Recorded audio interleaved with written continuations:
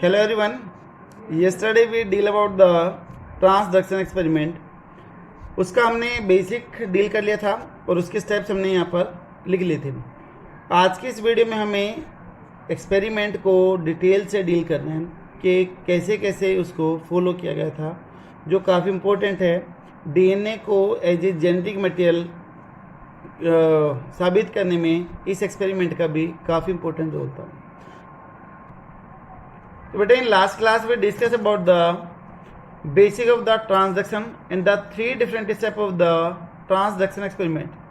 First one step is the infection, when bacteriophage will infect the bacterial cell, that is E. coli. Second one is the blending. infect होने के बाद में जो bacteriophage का जो खाली empty जो host है उसको remove out करना है, that is the blending. And last one is the centrifugation. Centrifugation में बेटा जो उनके कंपोनेंट है एम्प्टी और बैक्टीरियल प्लेटलेट्स, यानी कि जो बैक्टीरिया हैं जो इन्फेक्टेड हो चुके हैं उनको अलग करना है. तो that is performed by the centrifugation. जो चीज़ हैवी होगी वो नीचे की तरफ सेटल डाउन हो जाएगी और जो हल्की रहेगी बेटा वो ऊपर की तरफ फ्लोट करती हुई रहेगी. तो हम सेंट्रीफ्यूगेशन से उसको सेपरेट आउट कर पाएंगे. लेकिन आगे उन स्टेप को डिटेल से पढ़ने से पहले मैं बेसिक लेके आता हूँ. बोलते कि इस स्टेप में जो बैक्टीरियोफेज थे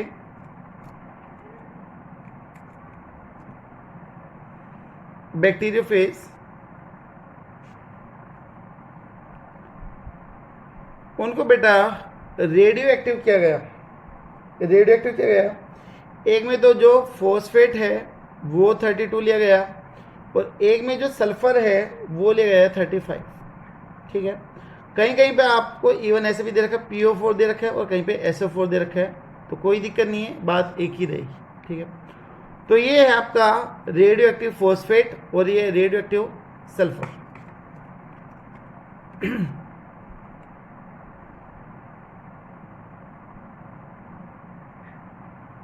फॉस्फेट इन बैक्टीरियोफेज.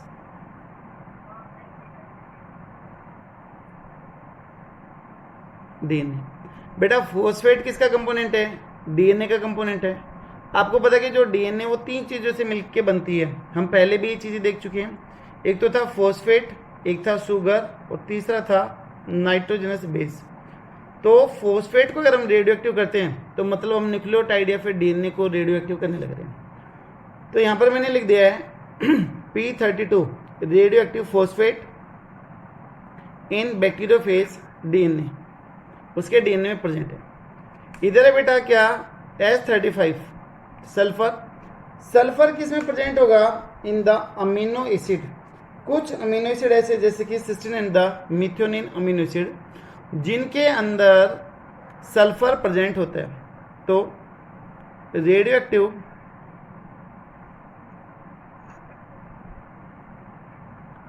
sulfur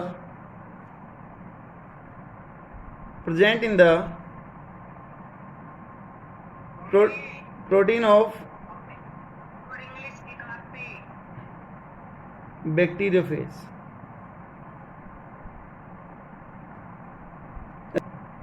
तो बेटा यहाँ पर अगर फॉस्फेट को रेडियो एक्टिव करते हैं तो देखिए जो बैक्टीरियोफेज का जो डीएनए है, जो वायरस का डीएनए है वो रेडियो एक्टिव होगा.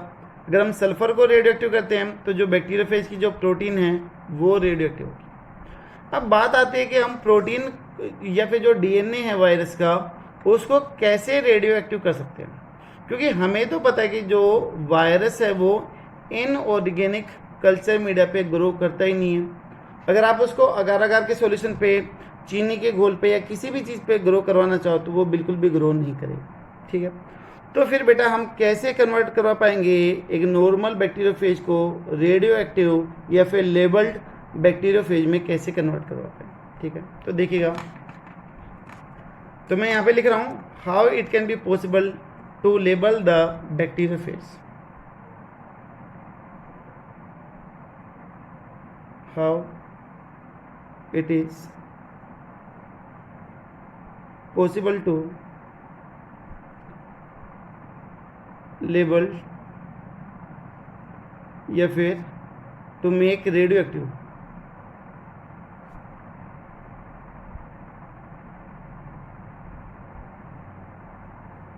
To a bacteriophage. बैक्टीरियोफेज को हम कैसे कर सकते हैं, ठीक है। अभी जैसे मैंने बताया कि जो बैक्टीरियोफेज है, जो वायरस है, वो इनऑर्गेनिक कल्चर मीडिया पे तो ग्रो करता ही नहीं है। बैक्टीरियोफेज बोल दो या चाहे आप वायरस बोल दो, बात तो एक ही है। और unable to grow on inorganic culture media.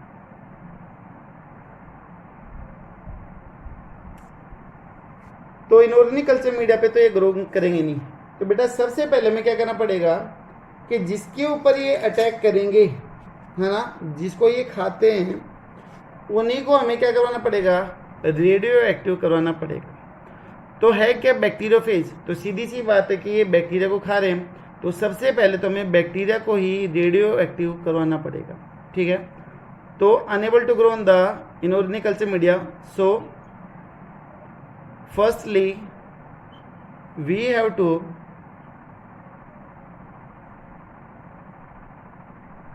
Culture the bacteria. Bacteria भी कौन सा लिया था, E coli bacteria, on a radioactive culture media. अब इसको थोड़ा सा डायग्रामेटिक समझने की कोशिश करते हैं, ठीक है। ये तो स्टेटमेंट हो गई। अब इसका एक बार डायग्रामेटिक एक्सप्लेनेशन देखते हैं, फिर सारी चीज़ों को लास्ट में रिलेट कर पाएंगे।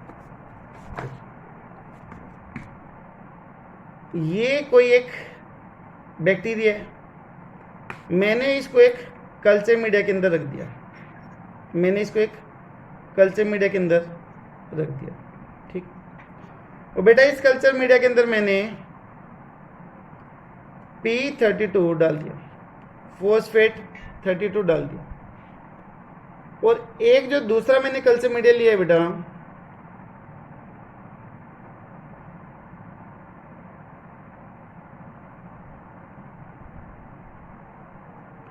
उसके अंदर मैंने वही बैक्टीरिया लिया,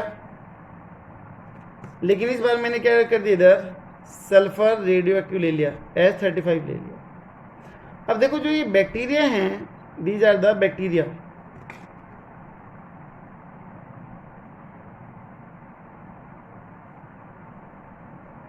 अब जो ये बैक्टीरिया हैं, वो जहां पर ग्रो कर रहे हैं, जिस कल्चर मीडिया में ग्रो कर रहे हैं, उसी को वो लगातार क्या करेंगे, यूज करेंगे। भाई इसके कल्चर मीडिया में हमने फॉस्फेट रेडियो एक्टिव किया, तो इसको तो फॉस्फेट भी चाहिए। अगर फॉस्फेट कंज्यूम होगा इस कल्चर मीडिया से, तो रेडियो एक्टिव फॉस्फेट जा रहा है किसमें, बैक्टीरिया में, ठीक है। अगर बेटा बैक्टीरिया में रेडियो एक्टिव फॉस्फेट जा रहा है, तो सीधी सी बात है कि ये जो बैक्टीरिया है, this bacteria will make DNA with phosphate radioactivity। भाई अगर कल्चर मीडिया में रेडियो एक्टिव फॉस्फेट है, तो सीधी सी बात है कि ये फॉस्फेट को लेगा, बैक्टीरिया लेगा। अगर बैक्टीरिया में फॉस्फेट जाएगा तो DNA के बनाने में भी काम में आएगा, और अगर DNA के बनाने में यही फॉस्फेट काम आ रहा है, तो उसका DNA कैसे हो गया, रेडियो एक्टिव हो गया। तो ये चीज़ क्लियर हुई। तो बेटा यहाँ पर जो ये बैक्टीरिया आया है, जो ऊपर बनाया गया है, दैट कंटेन द P32, है ना, इसके अंदर क्या हो गया, P32। इसी तरीके से देखिएगा कि ये जो बैक्टीरिया है, जो सल्फर, जो रेडियो एक्टिव सल्फर है, उसको कंज्यूम करने लग रहा है, तो बेटा ये जो आएगा, इसकी प्रोटीन जो कोट है, that will be the radio active. क्योंकि देखो DNA के अंदर क्या सल्फर यूज होता है, नहीं, लेकिन जो प्रोटीन होती है, प्रोटीन के अंदर 2 अमीनो एसिड है, जैसे मैंने आपको बताया था, एक तो था मिथ्योनिन और दूसरा कौन सा था, सिस्टीन। उन दोनों अमीनो एसिड के अंदर सल्फर होता है, तो इसकी जो प्रोटीन होगी वो कैसे हो जाएगी, रेडियो एक्टिव हो जाएगी।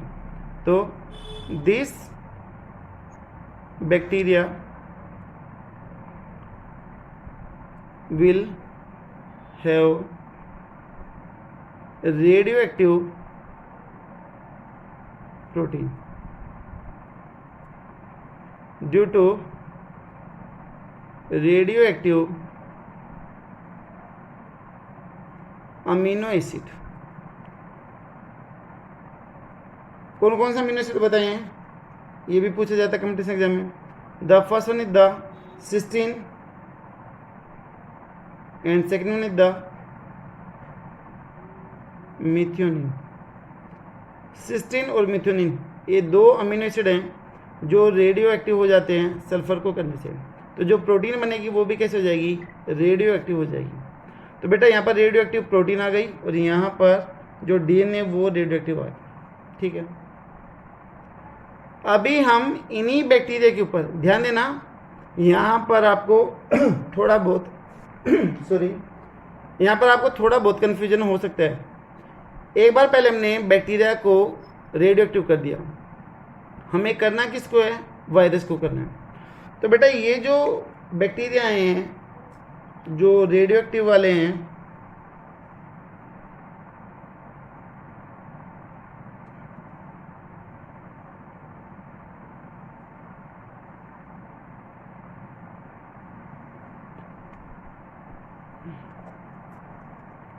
इधर आया क्या S35,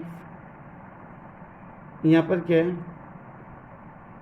प्रोटीन रेडियो एक्टिव है। ठीक है बेटा, ये दोनों बैक्टीरिया रेडियो एक्टिव हो चुके हैं, एक फॉस्फेट से हो चुका है और एक सल्फर से हो चुका है। अब हमें करना किसको है, बैक्टीरियोफेज को करना है। अगर बेटा बैक्टीरियोफेज को हमें रेडियो एक्टिव करना है, ध्यान देना भी, तो इसके ऊपर हमें बैक्टीरियोफेज का अटैक करवाना पड़ेगा। रेडियो एक्टिव का नेचर लाने के लिए वायरस में हमें बैक्टीरियोफेज का क्या करवाना पड़ेगा, अटैक करवाना पड़ेगा। This one is the bacteriophage, this one is the bacteriophage. अब ये जो जेनेटिक मेटेरियल वो किस में जाएगा, होस्ट सेल में जाएगा।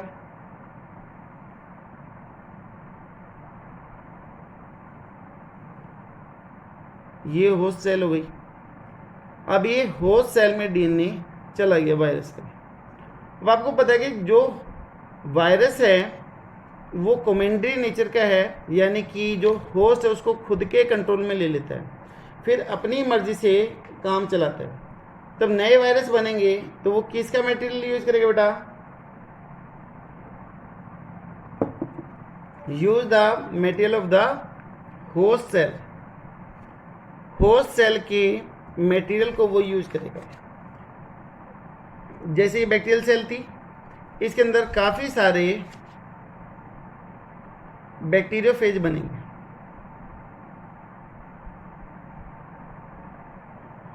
काफ़ी सारे बेटा बैक्टीरियोफेज बने। ठीक है, अब ये बताओ कि जिस बैक्टीरिया में P32 था और उसी से ये बैक्टीरियोफेज बने हैं, तो इस वायरस का कौन सा कंपोनेंट रेडियो एक्टिव हो जाएगा,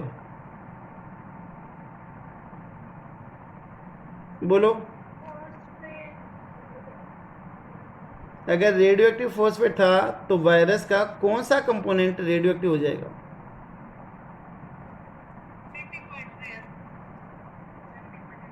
इनका जेनेटिक मटेरियल बेटा जो डीएनए है वो रेडियो एक्टिव हो जाएगा। ठीक है, तो यहाँ पर बहुत सारी बैक्टीरियोफेज डेवलप हो गई और ये न्यू बैक्टीरियोफेज है, नए बने हैं। और ये जो नए बैक्टीरियोफेज हैं उन्होंने किसका मेटल यूज करा है, ये पहले वाला बैक्टीरिया P32 का मेटल यूज करा है। तो new bacteriophage have radio active DNA due to phosphate P32 that was present in host bacterial cell. भाई ये स्टेप क्लियर हुआ कि नहीं हुआ कि हम वायरस को कैसे रेडियो एक्टिव कर सकते हैं? अगर किसी भी तरीके का कोई भी डाउट है तो प्लीज बताइएगा। नहीं तो बेटा जो mechanism same as it is यहाँ पर था वही मैकेनिज्म इधर फॉलो होगा। इधर बैक्टीरियोफेज S35 वाले बैक्टीरिया पे इन्फेक्ट करेगा, उसके अंदर जेनेटिक मटेरियल जाएगा, वो जेनेटिक मटेरियल लगातार न्यू कॉपी करवाने में हेल्प करेगा। ठीक है, इसके अंदर जो नया बैक्टीरियोफेज बनेगा उसकी प्रोटीन कोट रेडियो एक्टिव होगी। क्यों?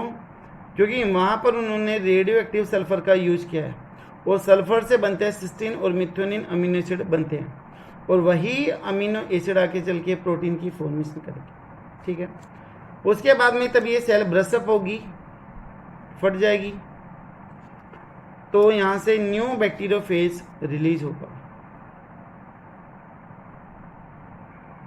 And this new bacteriophage have,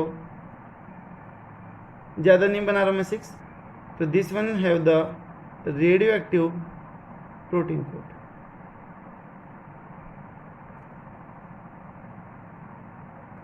radioactive कौन सा? S35 protein code.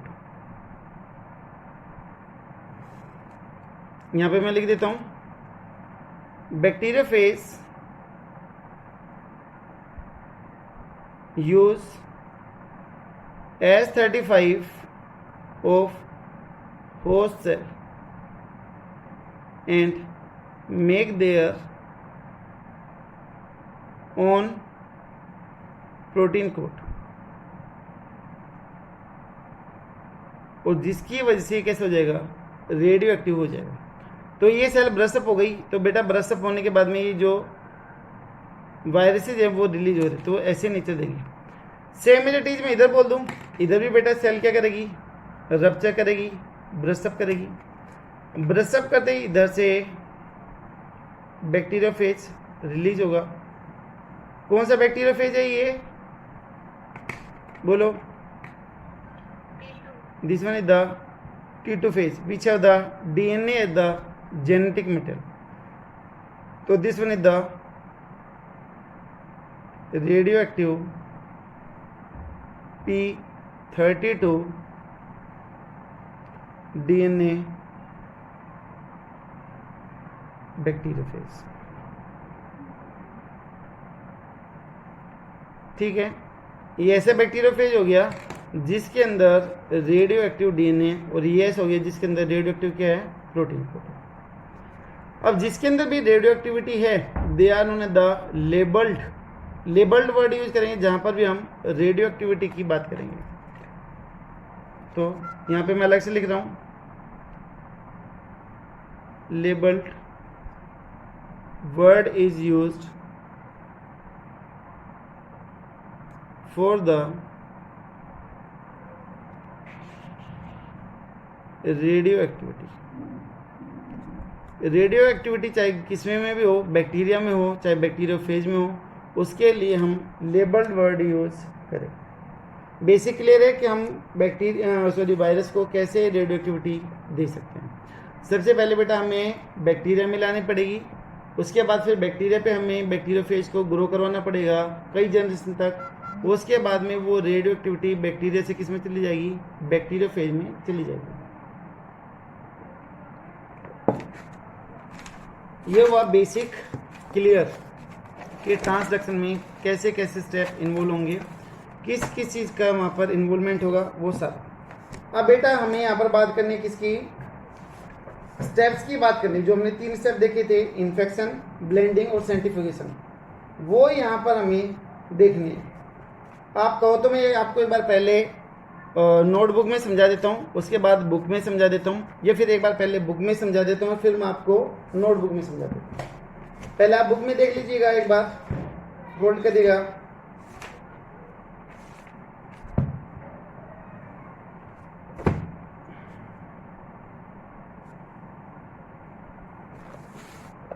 देखिए ये बेटा वही जेनेटिक्स की बुक प्लग और क्यूमिन्स की, वहाँ पर ही इसका पूरा मैकेनिज्म गिवन है।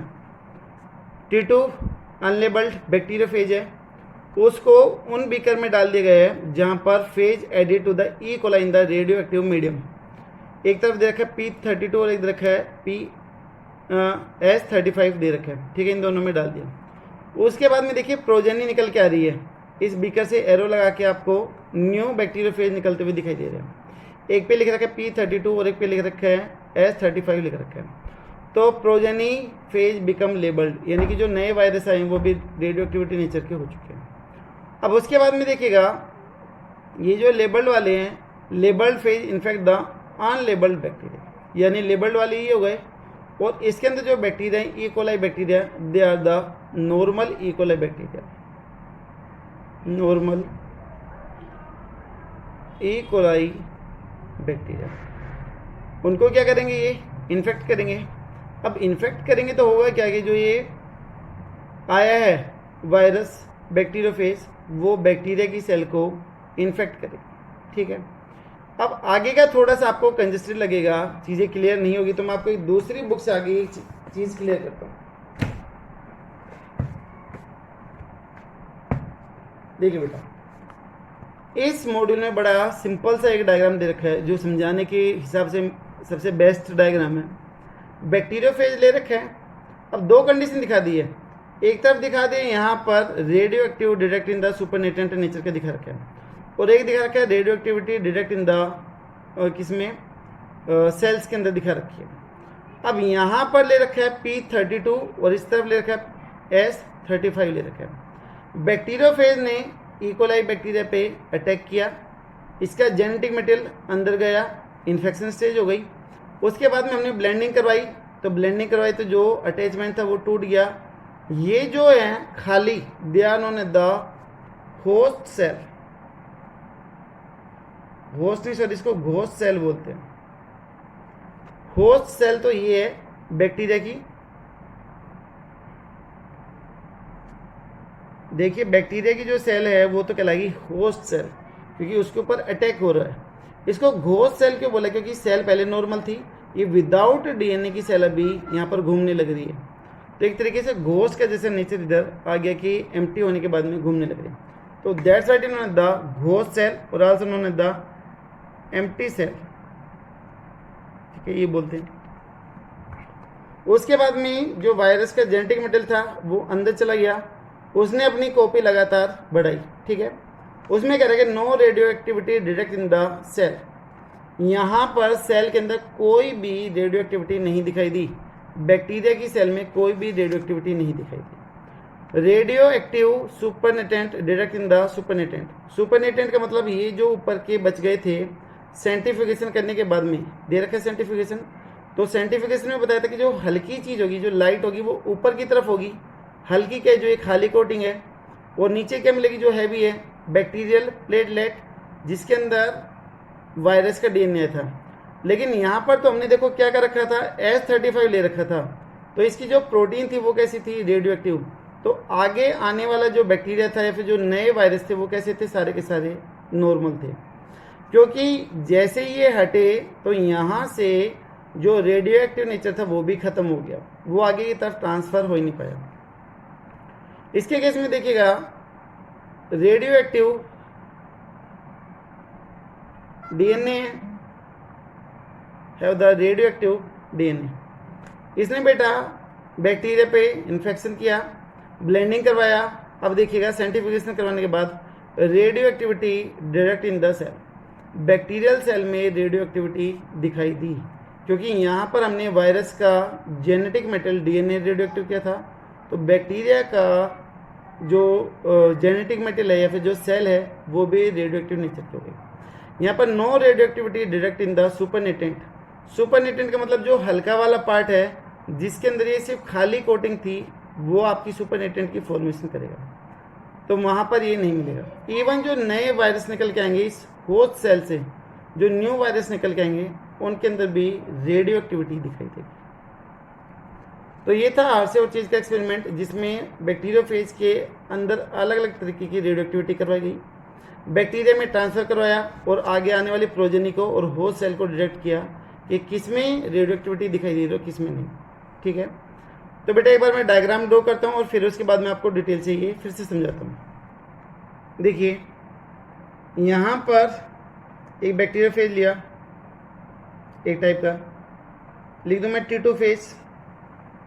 मैं सीधा सीधा लिख रहा हूँ कि यहाँ पर हमने इसका क्या करवा दिया, protein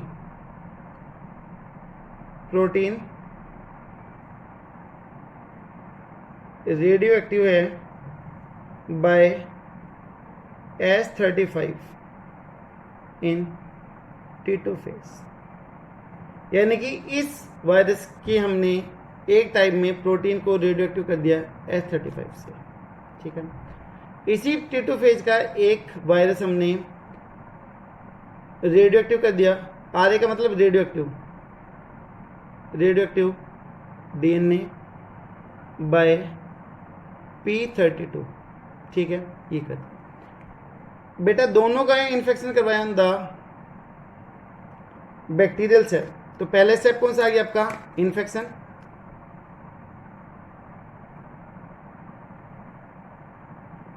first one step is the infection. अब ये जो हैं प्रोटीन को रेडियो एक्टिव दिखाना, तो मैं थोड़ा सा इसको डार्क करके दिखा देता हूँ वैसे। ठीक है, तो ये प्रोटीन रेडियो एक्टिव है S35 से। इसने होस्ट सेल के ऊपर, इकोलाई की सेल है, दैट इज होस्ट सेल, उसके ऊपर इन्फेक्शन किया। बेटा इसमें DNA कैसे जाएगा, नॉर्मल DNA जाएगा, इसमें the normal DNA of bacteriophage. ठीक है, ये हो गया, इसके अंदर चला गया। सेम कंडीशन हम इधर दिखाएं कि इधर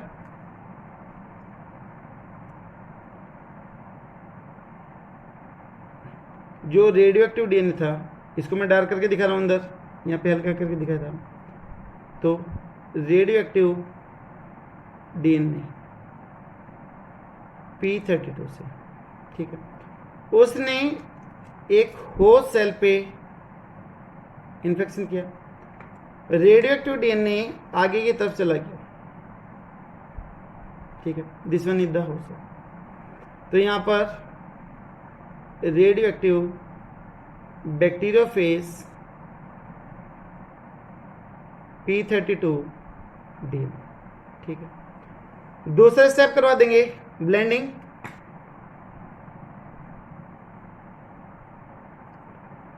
ब्लेंडिंग का मतलब वहां पर एजिटेशन करवा के इनके कनेक्शन को तोड़ना है। अब कनेक्शन टूटेगा तो देखो होगा क्या कि जो बैक्टीरियल सेल है उसमें DNA कैसा आया था, नॉर्मल DNA आया है, और ये जो है ऊपर वाली कोटिंग रेडियो एक्टिव प्रोटीन वाली,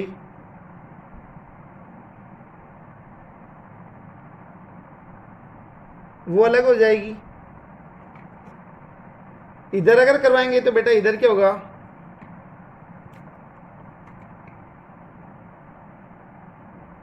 ये यहाँ पर रेडियो एक्टिव DNA, यहाँ से जो नॉर्मल प्रोटीन कोड था वो अलग हो गया। देखो डार्क के ऊपर ध्यान देना, जहाँ जहाँ मैं डार्क करने लग रहा हूँ मतलब वो रेडियो एक्टिविटी को शो करने लग रहा है। तो ब्लेंडिंग करवाया तो ये दोनों अलग हो गए, टूट गए। तीसरा स्टेप बेटा आप कौन सा करवा दें, सेंटिफिकेशन करवा दें। Third one is the sanctification. Sanctification machine हमारी मिक्सी की तरह होती है। तब किसी भी चीज़ को आप तेजी से घुमाते हो तो हैवी चीज़ नीचे बैठेगी और लाइट कहाँ पर आ जाएगी, ऊपर। तो बेटा ये जो था पूरा कल्चर मीडिया में चलने लगा था, हमने उस कल्चर मीडिया को किस में डाल दिया, एक टेस्ट ट्यूब में डाल दिया। मैं समझाने के लिए साइड में डायग्राम बना देता हूँ इधर, और इसको सेंटिफिकेट करवा दिया। ठीक है, इधर बेटा हमने इसका सैंपल लिया और इसको क्या करवा दिया, सेंटिफिकेट करवाते हैं। ठीक है, अब देखो यहाँ पर जो प्रोटीन कोट थी हल्की है, ऊपर रहेगी। भाई जो हल्की चीज़ है वो कहाँ पर है, ऊपर है। पानी से रहेगा, उस पानी को जिसके अंदर ये प्रोटीन कोट है, that is known as the supernatant. क्या बोलते हैं उसको हम, सुपरनेटेंट बोलते हैं।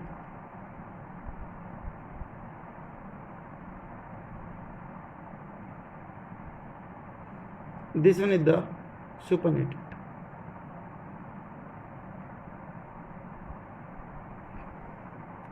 और बेटा जो नीचे वाली चीज रहेगी, बैक्टीरियल सेल जो रहेंगे, these are the bacterial pellets,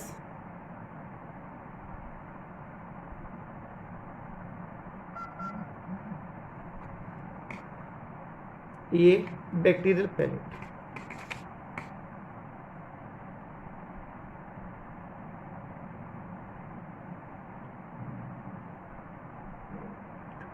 अभी देखिएगा यहां से प्रोटीन कोट आई थी, तो जो सुपरनेटेंट है वो इधर कैसे होगा, रेडियो एक्टिव सुपरनेटेंट होगा। क्योंकि बेटा जो ये रेडियो एक्टिव प्रोटीन कोट आपको दिखाई दे रही है डार्क, वो ऊपर वाले पार्ट में। यहां पर ये नॉन रेडियो एक्टिव या फिर नॉर्मल बैक्टीरियल सेल होगी।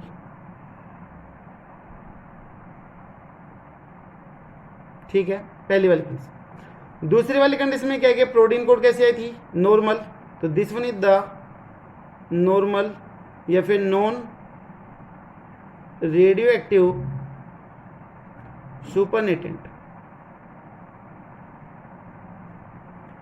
आया कहां पर था, डीएनए में आया था। तो डीएनए बेटा आगे बैक्टीरिया में पास आउट हो चुका है, तो इसके अंदर रेडियो एक्टिविटी शो होगी। तो these bacterial cell have radioactivity।